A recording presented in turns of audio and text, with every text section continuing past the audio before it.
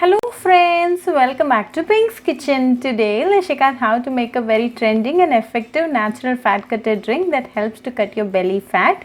Very easy to make with a very few ingredients. So let's quickly check out the ingredients and get started.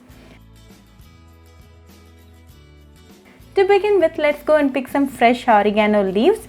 Just a bunch of 4 to 5 leaves should be good. Clean wash it and keep it ready.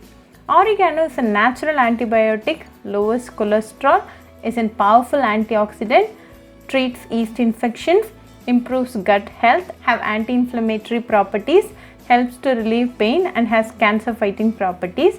Add it to a mug like this. Then to this add half teaspoon of Sabja seeds or basil seeds.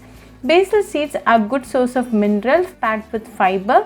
Help you to keep full and thus helps in reducing the calorie intake, regulates the blood sugar levels, improves cholesterol and rich plant source of omega-3 fat.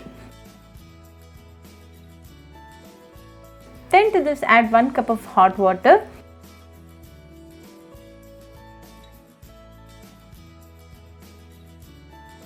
Close it with a lid and let this rest for 2 minutes.